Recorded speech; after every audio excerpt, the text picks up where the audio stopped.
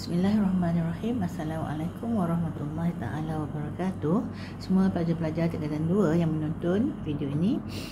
Okay, thank you for watching, and also please subscribe kalau belum subscribe. Also share with the friends, share with anybody yang memerlukan yang mengikuti silibus sains Malaysia, ya. Okay, Kementerian Pendidikan Malaysia, ya. Okay, you have to have this book in front of you as usual, and then kita dalam bab yang ke-8, which is daya dan gerakan. Kita masih lagi tentang daya apungan. Okay, dalam page 177 tu saya dah terangkan, tapi we just go through sikit sebab nak sambung. Gambar itik yang terapung dan gambar batu kot yang tenggelam tu, ya. So kita dapati tenggelam atau terapung bergantung pada ketumpatan. So nak tahu berapa nilai daya apungan, apakah formula dia? Dan tengah-tengah page 177 tu berat sebenar tolak berat ketara. Berat sebenar ni kalau kita sukatkan di dalam udara. Bila berat ketara adalah bila disukatkan dalam air, ya. Okay, I forgot to say that betulkan niat kita belajar lillahi ta'ala, ya. So saya pun kena betulkan niat saya juga every time. Okay, so kita muka surat 178, ketumpatan dan kesan apungan, ya. Persoalan antara pelajar sekolah perempuan dan lelaki ini tentang adakah objek yang lebih tumpat daripada air akan tenggelam dalam air, manakala objek yang kurang tumpat daripada air akan terapung di atas air. So nak pastikan, kata budak lelaki ni suruh buat eksperimen. Awak daripada pengalaman harian pun dah boleh agak dah kan. Cuma nak pastikan betul-betul buat eksperimen. So dalam muka surat 179 eksperimen 8.1. Okay, tujuan eksperimen ini adalah untuk mengkaji kesan ketumpatan sesuatu objek dalam air, ya. So tengok kedudukannya nanti, ya, ke atas kedudukan objek dalam air. Masalahnya, pernyataan masalah, adakah objek yang lebih tumpat daripada air akan terapung atau tenggelam? Itu masalahnya. Hipotesis objek yang lebih tumpat daripada air akan tenggelam, manakala objek yang kurang tumpat daripada air akan terapung. Okey, ingat dah ketumpatan air. Form 1 saya suka ingat dah. Patut hafal dah, patut form 1. Iaitu 1 gram per sentimeter padu. 1 gram per sentimeter padu. So kita nak bandingkan, kita ada 4 bahan, lihat rajah 8.12, kita ada kuprum, aluminium, gabus dan kayu. 4 bongkah yang punya saiz yang sama. Kenapa saiz sama? Isi padu tadi. Sebab kita dapati ketumpatan adalah macam ni simbol dia adalah jisim bagi isi padu. So kalau nak banding, kenalah isi padu sama. Tu gram per cm cube. Ataupun gram per cm cube lah biasanya guna. Okay, so kenalah sama dia punya isi padu. So kita lihat pemboleh ubah yang dimaklarkan isi padu bongkah kena sama. Kalau tidak ada acil lah kan. Kalau satu besar, satu kecil, satu berat, nampak besar tu berat ataupun besar tu ringan ke, saiz tak sama, nak banding macam mana? Kita banding nak berlari budak form 1, budak form 5, mana acil? Bahasa biasa tak acil lah kan. Dia kena sama, form 5 semua, form 1 semua, barulah boleh bandingkan. Okey, kedua, pemboleh ubah dimanipulasikan ketumpatan bongkah. Dan saya kira ketumpatan daripada formula ni.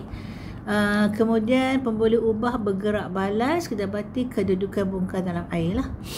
So bahan tu tak apa, boleh baca, radas pun tak apa, perlu penimbang besen kaca dan pembaris meter. Prosedur timbang jisim setiap bongkah dulu, kirakan isi padu, kalau sama semua, kirakan ketumpatan setiap bongkah dengan rumus berikut. Tu saya bagi tadi, ketumpatan adalah jisim bagi isi padu, gram per sentimeter cube, ya. Okey, so kita lihat rekodkan jisim, kuprum, aluminium, gabus, kayu, timbang, rekodkan jisim. Kalau buat eksperimen kat sekolah, I hope you do that. Isi padu, kalau boleh samakan, bukan boleh, memang kena samakan, ya. Kemudian ketumpatan dia kira lah, masukkan keempat-empat bongkah ke dalam sebuah besen kaca yang berisi air. Perhatikan bongkah yang terapung atau tenggelam di dalam air.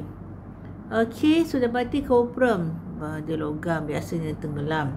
Aluminium, logam, dia tenggelam. Gabus tahu, gabus yang penutup setengah botol dia pun gabus tu, ya, yang macam ringan tu. dia akan timbul, kayu akan timbul, ya. Kau tengok pergi berkelah ke apa, nampak kayu batang balak ke terapung, dia mengalir, ya. Mengalir pula, dia ikut arus, ya. Mengalir air, ikut air lah, ikut arus. So itu juga adalah terapung, ranting lah. Berapa balak tu habis telanganya orang, some countries gunakan balak. Nanti kita gunakan air untuk pengangkutan balak. Kesimpulan, adakah hipotesis diterima? Ya, ada objek lebih tumpat pada air akan tenggelam, manakala yang kurang tumpat akan terapung. Berdasarkan 4 bahan tadilah. Soalan, air mempunyai ketumpatan 1 gram per centimeter padu. Kena ingat, mesti ingat ini. Bongkah manakah yang lebih tumpat pada air? Tentulah kuprum dan aluminium. Nyatakan sama ada bongkah yang lebih tumpat pada air akan terapung atau tenggelam di dalam air. Lebih tumpat tentulah tenggelam, ya. Okey, so kita lihat rajah 8.13. Kita ada satu bahan yang diletakkan dalam air, dalam bikar. Dia punya force dia ataupun dia punya daya apungan di F tu adalah lebih besar daripada dia punya berat, weight. Weight dia. So daya tujah ke atas F, bila berat tu menolak tapi daya apungan F tu menolak lebih kuat.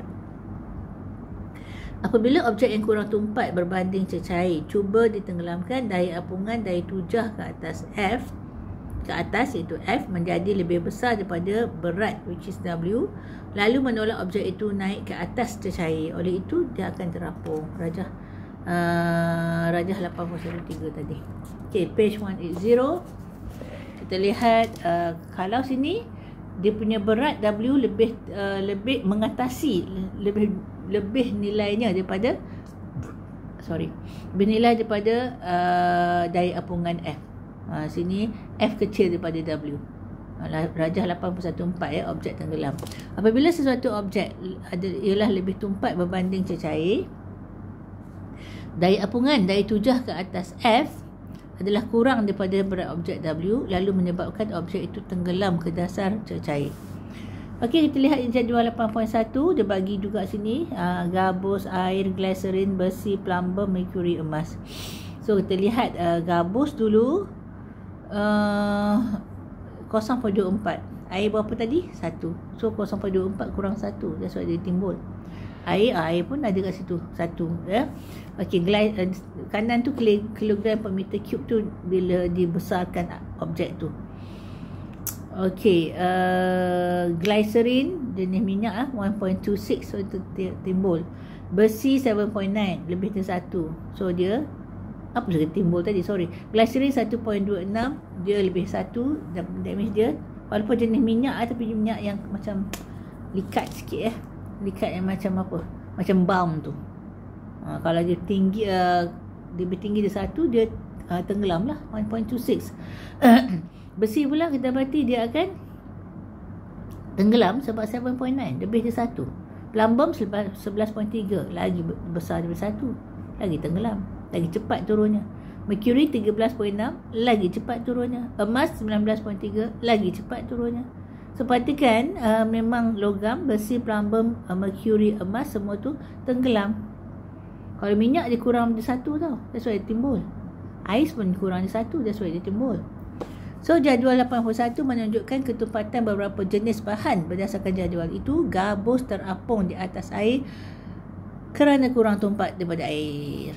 Glycerin, besi, plumber, mercury dan emas pula tenggelam di dalam air kerana lebih tumpat daripada air. Okay, so there's something interesting dekat yang warna kuning, kotak kuning, ya. Garisan ada dipanggil garisan plimsoll. Okay, sometimes kalau perhatikan setengah bot kecil lah, macam jenis sampan tapi taklah kecil sangat, bukan kampung punya. Kita akan dapati ada garis-garis ni, ada TF, F, T, S, W, W and A. Apa maksud TF?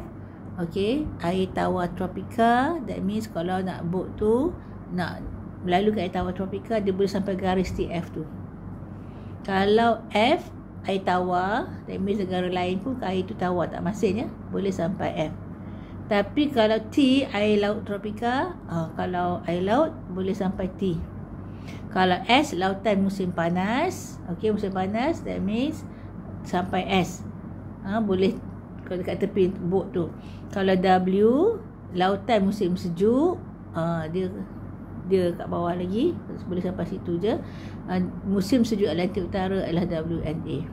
Okey, itu guidance untuk tengok bot tu boleh untuk dia boleh terapung atas air.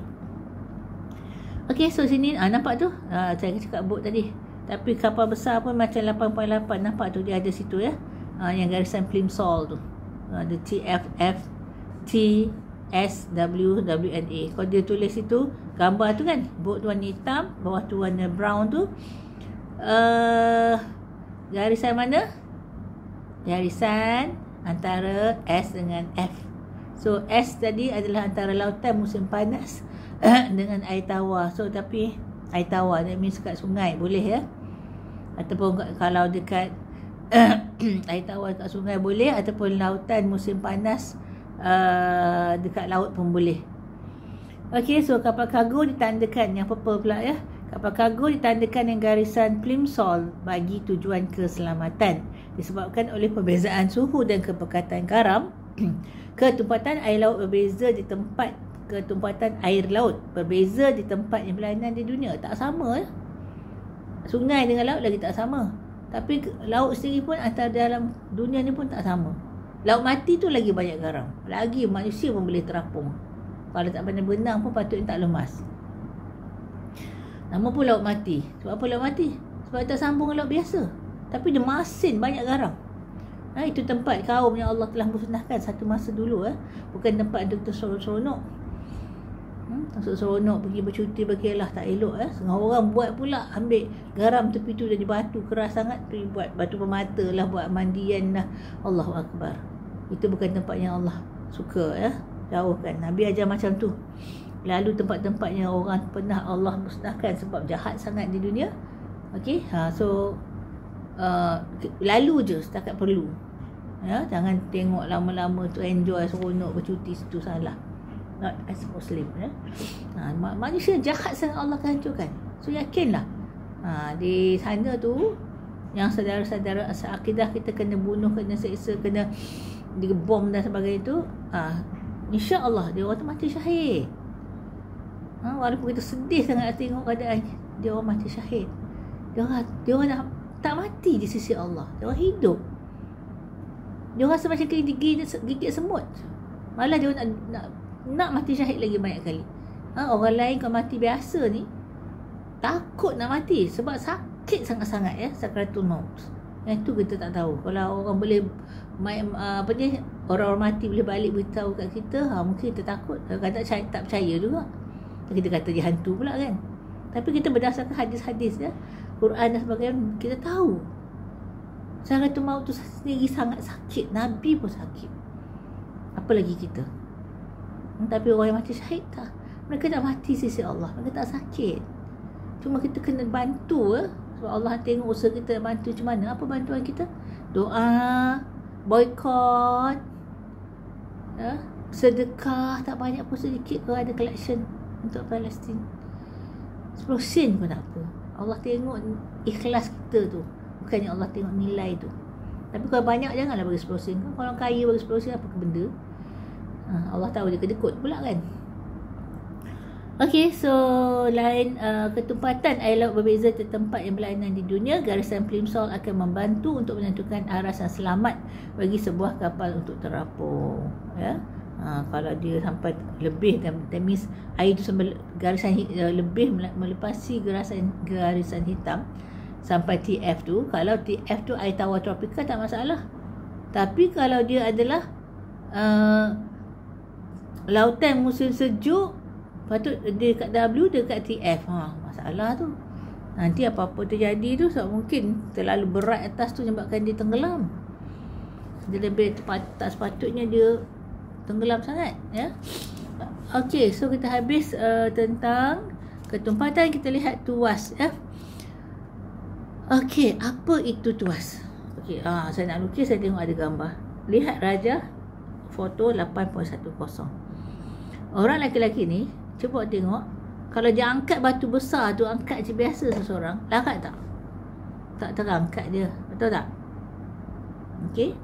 Unless tu batu replika yang dibuat pada kertas ke kotak ke. Tapi kalau batu betul tak terangkat tu. So macam mana dia nak angkat? Dia letak batu kecil tu. Lihat Rajah foto 8.10 Batu kecil tu, kemudian dia ambil kayu, dia macam congkir tu. Congkir sebab dia letakkan atas. Macam ni ya. Macam mana nak buat? Okey, katakan ini batu kecil. Ini batu besar. Saya ingat pula. Okey. Nampak tak? Tak nampak lah. Tak boleh lah. Tak apalah, gambar tu simple yang memadai. Tapi dia congkir ya. Dia congkir benda tu dengan letakkan batu kecil kat bawah. So dia congkir, tekan batu besar. Katakan dia batu besar. Sini ada batu kecil. Kemudian dia tekan sini, naiklah batu besar ni. Itu namakan apa? Tuas ya. Tuas. So kita lihat balik ke atas apa yang diterangkan di sini. Setiap hari kita menggunakan pelbagai jenis alat, sama ada di rumah maupun di sekolah. Okey, so alat-alat tersebut membantu kita apa? Melakukan kerja dengan mudah berdasarkan prinsip tuas.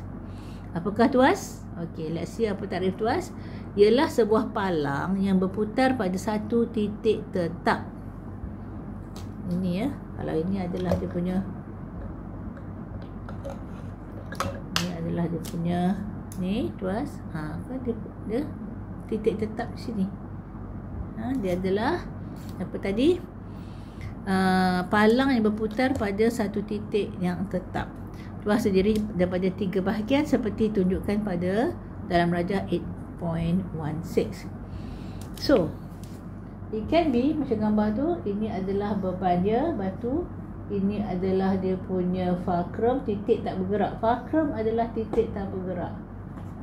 Fulcrum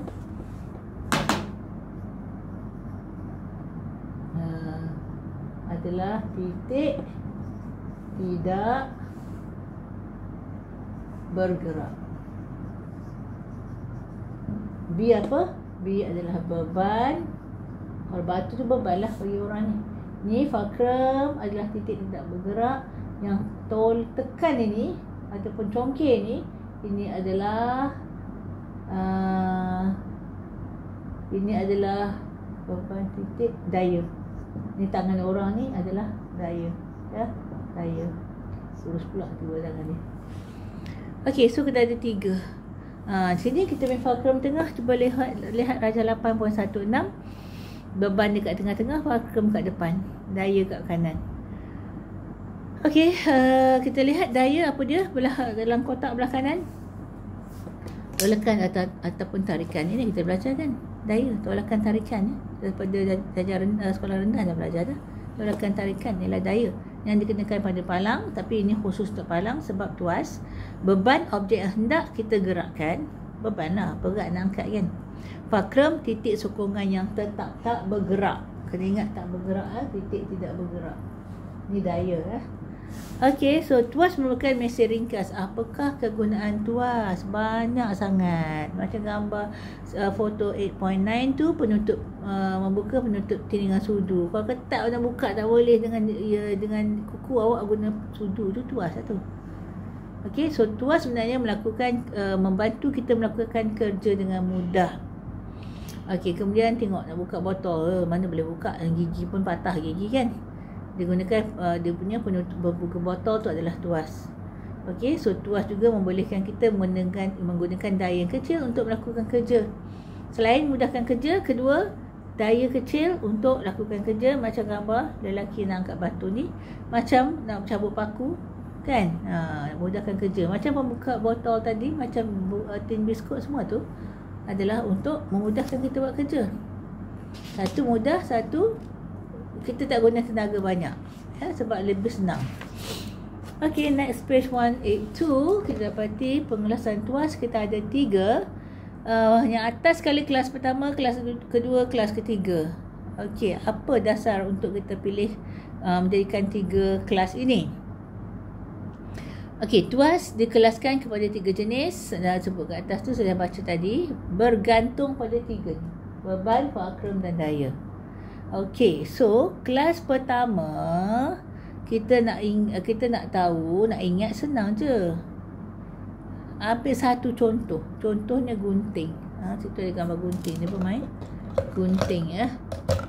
Gunting. Mana pen tadi? Ada apa ni?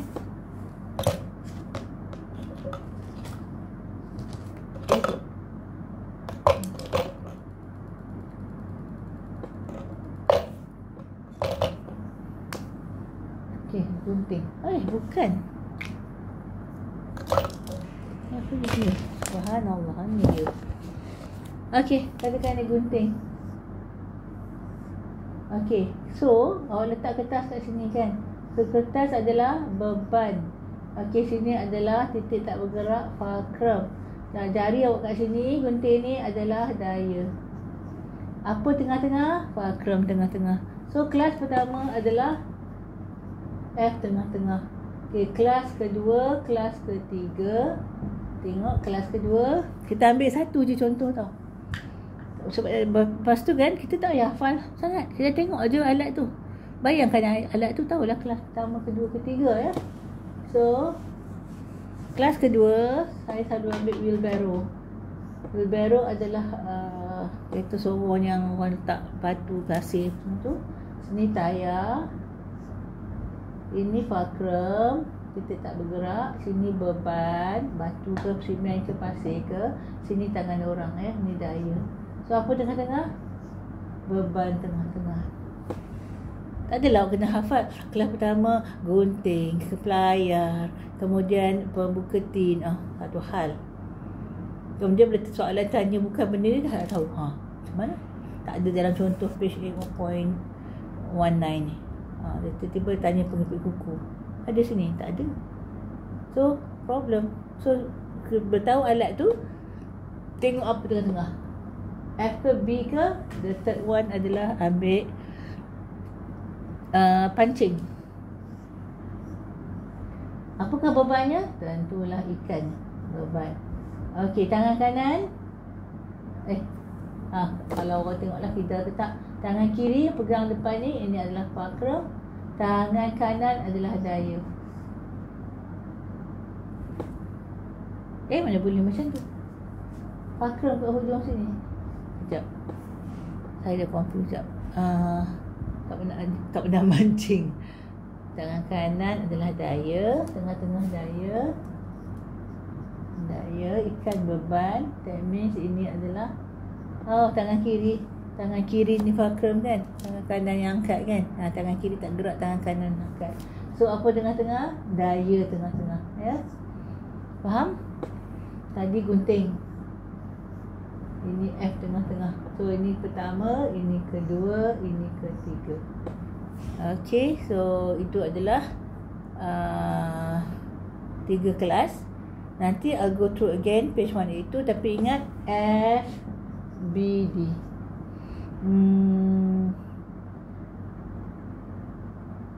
Apa nak hafal, awak kena ingat F dulu, B kemudian, D kemudian. Awak boleh reka apa-apalah. Food being dumb contohnya. Tak baiklah buang makanan kan. Apa-apalah. Nak bagi ingat F, B, D.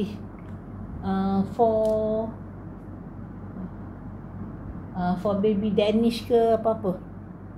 So ingat F, B, D. F kelas pertama, kedua, ketiga. Okay, I think I'll stop there first today. Sebab nanti saya akan terangkan, sebab kita panjang pula page mana itu. Dan kita akan tengokkan bahan-bahan lain kalau ada masa lah ya.